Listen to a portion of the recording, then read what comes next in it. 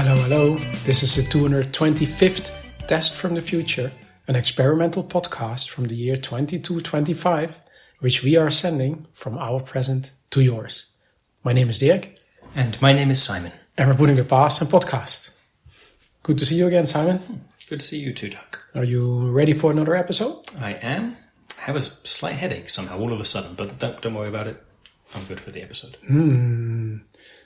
I remember a while ago you switched off your cyber chip. Indeed. Cyborg chip. Cyborg chip, yeah, quite a while ago now. But no, I switched that on again. Okay. It's not been off the whole time. So. Okay.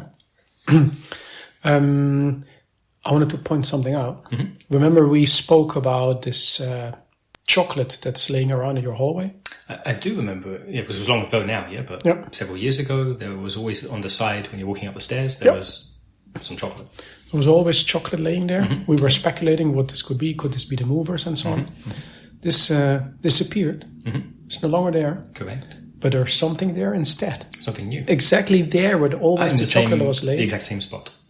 Exact same spot. Mm-hmm. And what, I haven't noticed it myself, so what did you notice was laying there? I didn't recognize it at first, so I came closer. Mm-hmm. Oxygen absorbers. Okay, but so meaning like a box of them? Or just a one package. A package of, okay. Yeah, like so sealed? a sealed package of oxygen absorbers. Okay, that's really strange. I was thinking maybe you meant like just one of them sitting there, absorbing oxygen as they do. But no, okay, a pack of them. Yeah, exactly. And I guess to be distributed. Yeah, and exactly, a sealed package. So I guess they can't be doing any absorbing. Not right now, no. See, I'm now putting one and one together. Mm-hmm. Maybe they were not supposed to be sealed. Maybe they were absorbing oxygen. Mm-hmm. And because they're not doing that, you suddenly have a headache. Mm. Huh? Because there's too much oxygen around? I mean, because there's potentially not enough oxygen being absorbed. Sure, I see what you mean. I was thinking it's because I didn't drink enough water, so I'm going to drink some more water. That might be it too, but it could be the oxygen. That's possibly true. And we were speculating before how the chocolate was maybe to motivate the movers, carrying stuff up and down the stairs.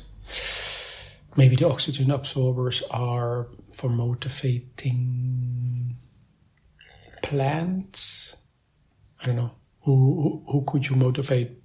By a lack, because an oxygen absorber would absorb oxygen, so remove it from wherever you put the absorber, I guess. So what things would like it if there's less oxygen is the question. I was thinking plants. Mm-hmm. Right, they're like carbon dioxide, yeah? Exactly, they produce oxygen. So maybe it's to please plants. Sure, make them feel needed, yeah? Hey, there's not enough oxygen, I'm going to put some more out. Exactly, just a plant pleaser, I guess. Let's conclude that they're there to please plants as a plant pleaser. Yeah. Okay, cool. Mystery solved. Mm-hmm. But we're not here today to talk about plant pleasers. No, that's not our main topic. We actually have a follow-up to a topic that we discussed quite a while ago. Long ago, yeah. February, was it 2 years ago, I think? Something like that.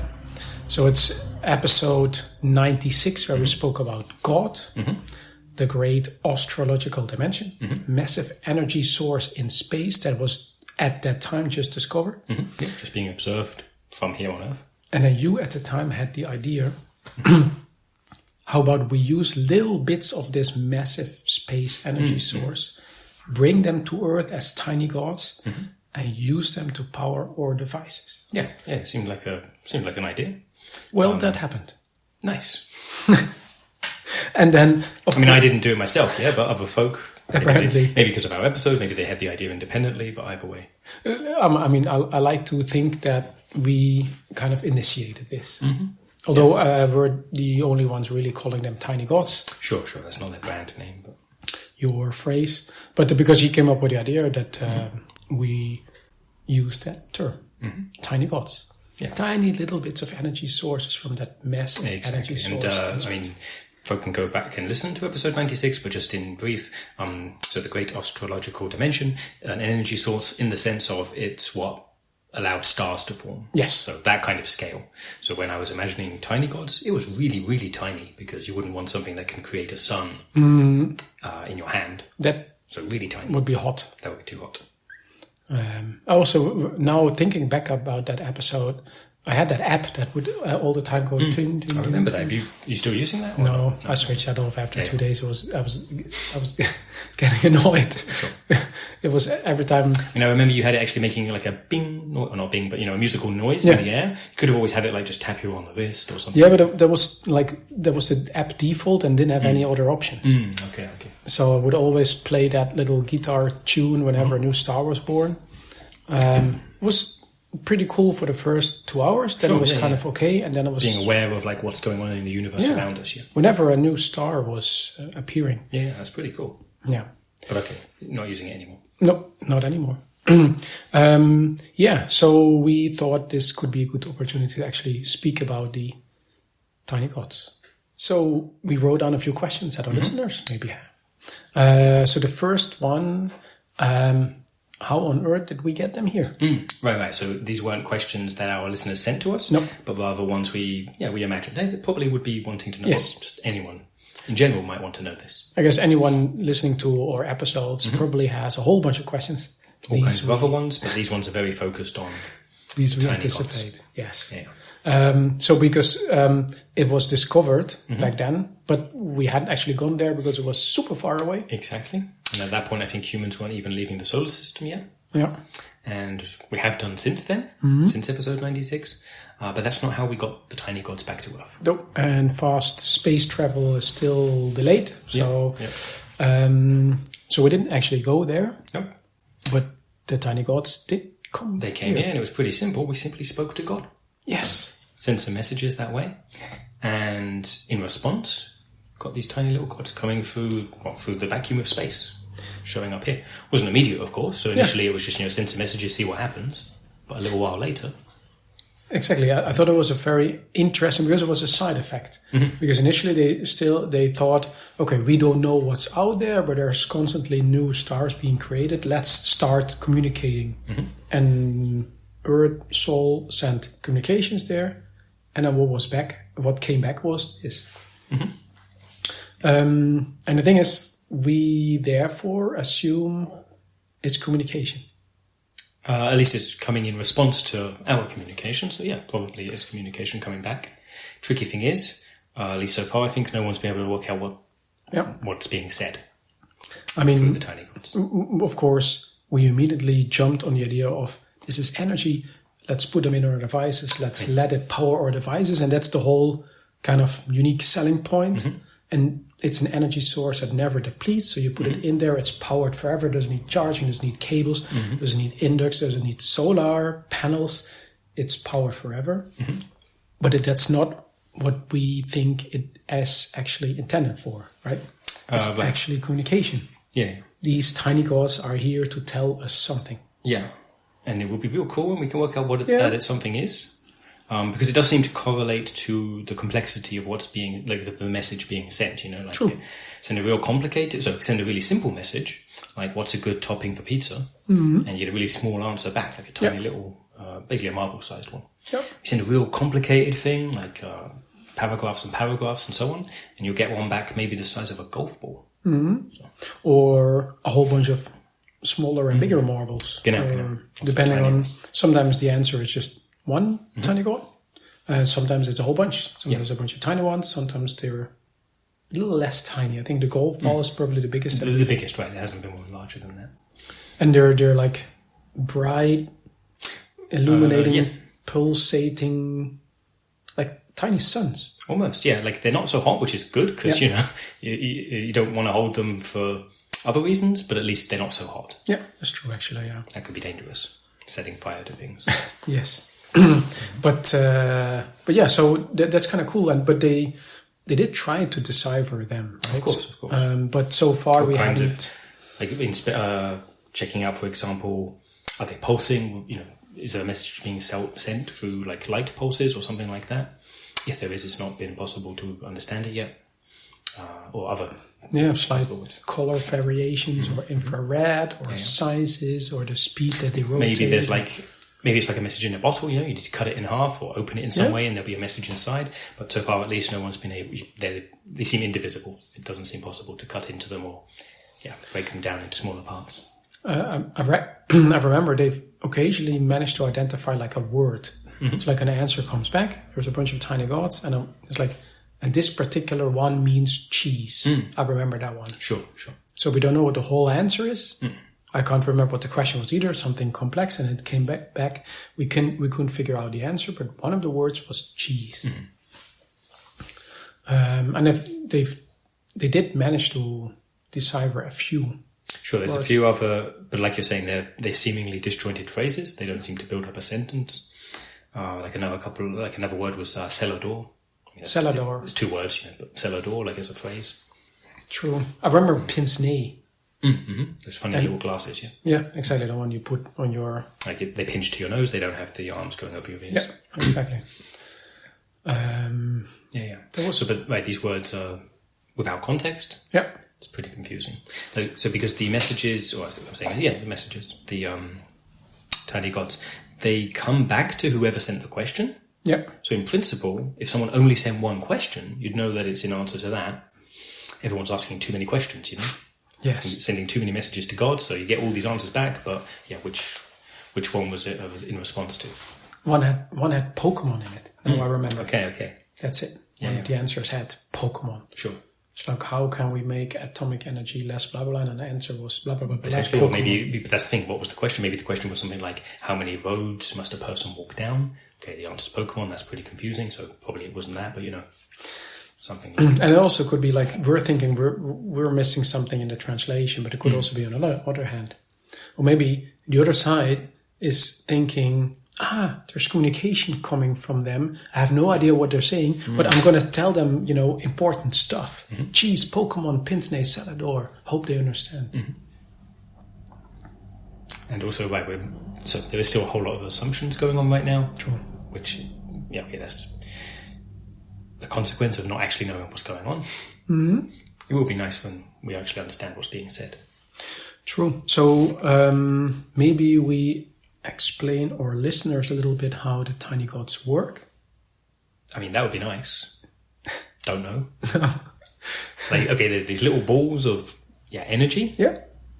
Coming through space from very far away to here. It's pretty handy. They don't seem to destroy anything. Like I was saying, they don't set things on fire. They don't seem to cause. They're not like putting out dangerous radiation. Yeah. So that's nice. But they itch a little bit. I was saying earlier not to hold them. Yeah, okay, they do like itch a little bit. So that's why you don't really want to hold them. And you put them in a device, and it charges the device. And, right. And how that works, we don't know. No. It's pretty cool having all these little energy sources coming to us, hanging around. Okay, let's put them in things, see what happens. Especially because they don't need to be charged. They don't, as far as we can tell, they won't run out. At least so far as we've observed. But okay, they're really unreliable as a power source. That's the tricky thing. So actually, let me get it. Yeah, sure. I've got an example one here. Okay, here it is. So we actually got one. Yeah. Well, we didn't even mention that one. No, but I think now's a good time to bring it up. Yeah. Yes. Okay, I haven't switched this on in a while, so let's see if it's still. Yeah, there we go. So our listeners probably. So I'm going to click some things. Maybe they recognise it. So maybe they recognise that. It's the old iPod that we found. Oh, that was a bad sound. Anyway, it's the old iPod we found, which has every week, our episodes show up on it week by week. It's pretty handy. So you can hear the clicks. So anyway, the problem is, okay, they're hearing it, but for the longest time, the only way we could use it was if it was plugged into the wall with a cable. Some old charger. It's over 200 years old, okay, whatever battery it had, didn't work long ago. And as you can see, okay, I'm flipping. Okay, our listeners can't see, but you can see I'm describing it. So if I go over here and on the back, see there, I've kind of cut a little hole in the metal case, and there you can see like a little net or a metal cage, I guess, and in there is Tiny God. Pretty cool. And that's what's powering right now. So our listeners, they can hear. Look at those little clicky sounds. That's me. Did something by accident. Anyway, and it's being powered without a cable by the Tiny God. Really cool. It is really cool. But now check this out. So, okay, it's working, and then all of a sudden, okay, and now it's not working. Yeah. Like the screen's gone dark. There's no... You can put a countdown on it. This happens every time. Yeah, actually, that would have been a good idea to set a timer. I didn't, but you're right, exactly. Within a couple of minutes, never longer, exactly, it just shuts down. And if I flip it back over, where's the Tiny God? Yeah, Tiny God's gone. Tiny God's gone. They bust on out. It's behind your chair now. Okay, yeah. And this is the we get to the major downside.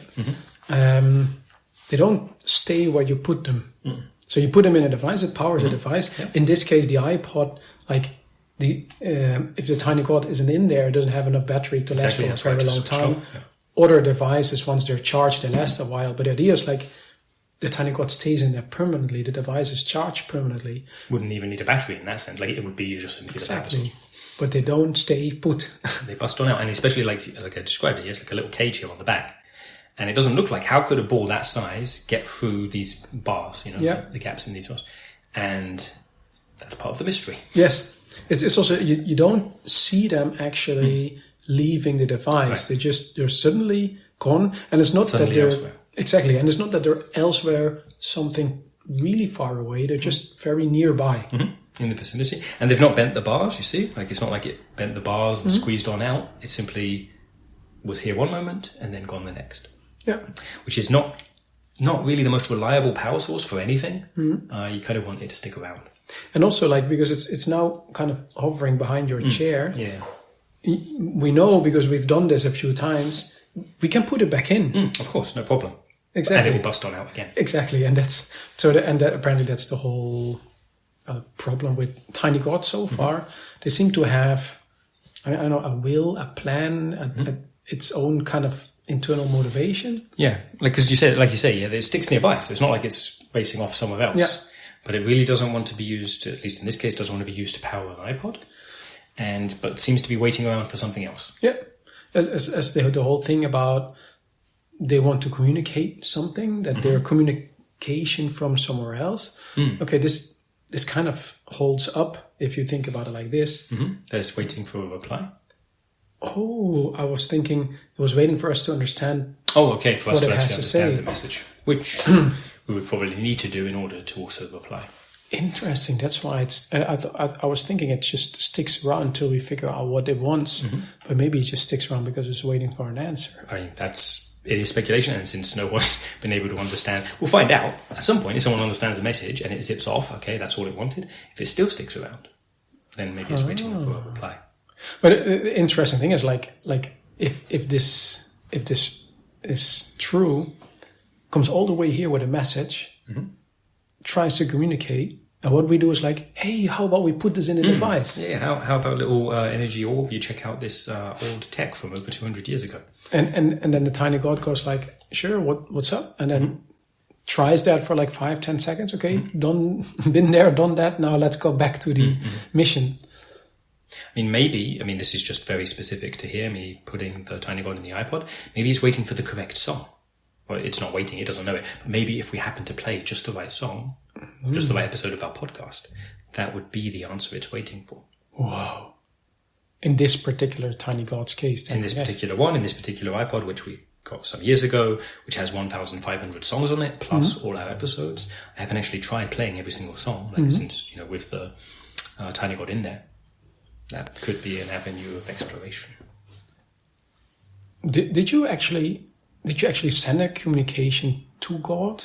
Did you add some questions to the communication? Not myself, no. This was actually from a friend who just had some spare. Ah, okay. But then, because it's still sticking around here. True, right? And I wasn't the one who. So this would be a point for the whole idea where they have messages for us, not necessarily answers to the things we ask. I see what you mean, yeah. So it's trying to tell you something. Could be that. Could just be that it's not actually got like intelligence and it just stays where it's put. Yeah, roughly. Fair enough. It just doesn't want to be caged. Yeah. Good point. And also charge my coffee mug earlier. And you did it too. I was trying to catch it with my mug, or your mug actually, and then the mug gave off light. So the mug itself started glowing. Yeah, exactly. I mean, there's no real tech in the mug, just the anti what's the stuff that prevents it from breaking when it falls. Can't go right, not tech, but exactly just the material it's made of. But then when the tiny god was in there, it gave off light. Yeah. Okay, that's interesting. Like an extra bonus. Yeah, so it did manage to charge devices that are not normally charged. That'd be good for drinking something in the dark. Ooh. And you don't have to, if you want to just have a drink, don't have to switch on the lights, you spot the glowing mug. True, or like I can't do telekinesis like you, so maybe it could be to help the mug float in my direction. Oh, I like you. Fit some lifter coils in there. Yeah. Anyway, so what is next for the tiny gods? So, I mean, probably not us personally, but other folk, I think, will continue trying to understand them. To understand the messages that's being sent, assuming there is one. I think what I would like is for them to figure out how they actually work, what the messages that they have for us, and how we can have the best of both worlds, both understand what they're trying to tell us and use them as an energy.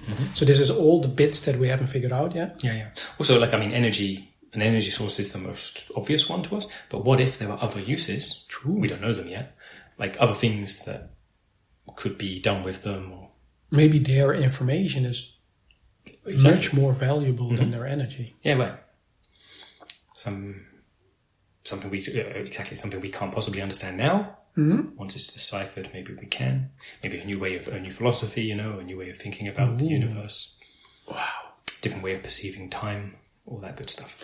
Okay, so how about this? Once we figure out how they make us think differently about time and space and the universe, then we add like 1 more minute to this episode.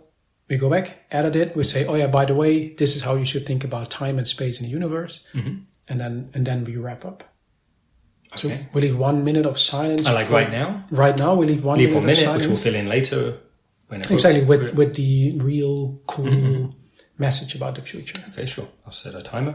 I mean, or we can answer listener questions after that 1 minute, yeah? Or we can put it over this babble that we have now, because once we have the real message, we don't need our babble anymore. So not leave a minute of silence? No, we just replace our babble. Okay. Yeah? Sounds good. Okay, so the listeners that still hear us babbling right now, enjoy it while it lasts, because this is the bit that's going to be replaced with the... What was it that we were going to... With the actual... new way of thinking. Exactly. The new universal philosophy. Yeah. Time, space. Yeah, okay. Whatever it ends up being. Makes sense. Maybe a really good recipe for pizza. I hope that. Okay. So, but you mentioned listener question. We have a listener question. And I think you should read it. I should read it, yeah? Okay. Oh, right. It's addressed to me. Okay, so Nadia asks, hello, Simon. I understood that in the future you no longer use roads. We still use them a lot, and they're constantly building new ones even. Were there any innovations before they became obsolete? Cheers from Wales. Okay, so Nadia is from Wales. How come she's just asking you? Don't know. I guess you might also know stuff about roads. We've done so many episodes now. Some previous episode, was I talking in great detail about roads? Maybe she heard about your subscription to Roads Are Us. I mean, I didn't know about that myself, so that would be something. But okay, so I don't know why I'm the only one being addressed, but we can answer it together. Sure. I don't have to be the only one. But okay, the question was, okay, so to the point, roads are no longer used for cars anymore. They just exist as like nice gardens, basically, in cities. Yeah. But before they became gardens, when there were still cars rolling along on them, the question that Nadia asks is, were there any other developments, like any other cool innovations? That was the word she used. So I think, yes. So I'm pretty sure they had 200 years ago cat's eyes. Do you know what those were? No. So that was a thing that I'm pretty sure they had. That were these little reflective things in the road surface that when you were driving along at night, even if there were no lampposts, the light from your car would reflect really bright off them. Smart. And you could see like where the road was, rather than just driving off into a ditch. Okay, so that's something I'm pretty sure they had 200 years ago. But I'm pretty sure after that, before we stopped using them, they introduced leopard eyes. And they were pretty cool. So you can imagine, of course, an extension, similar idea to the cat's eyes, only they would actually show you the route where you wanted to go. That is nice. So, instead of just, okay, it's helpful to know where the road is, but how about where the road is that you need to follow? Like when there's a junction, just the one you need lights up. So you get to a crossroad and you need to go right because wherever you're going is that's where you see on the road. That's really and it's super redundant now. I mean, we don't write cars anymore anyway, but even if we did, we have our own lenses, which would do the same kind of thing. But before there were lenses, while there were still cars that rolled along the road. And also the time where the people maybe have been piloting the vehicles themselves would have been more useful. Yeah. Oh yeah, but it's still pretty cool. I mean, both day and night, I can imagine that being really interesting. I still. Do you know of any other bit of it? I mean, that's one. We don't have to say all of the ones. No. We can just say like one or two. So I've said leopard's eyes. Do you have any yourself? No. Okay. So then, Nadia, I hope that was a satisfactory answer. Maybe that's why she just wrote to you. Okay. See, she figured it out. Maybe she got an episode which we haven't sent yet. Okay. Or she's just smart. Yep. Yeah. Lots of conclusions this episode. Okay. Well, that was a listener email from Nadia. But if our listeners want to send us emails, they can do so. How? Yep, they can email us at michaellasagna5@gmail.com and put the episode number in the subject line, which is 225 for today's episode, and ask us any questions they like about odes, only addressed to me in the email. Exactly. Well, thanks for listening, and see you in 200 years. Bye-bye.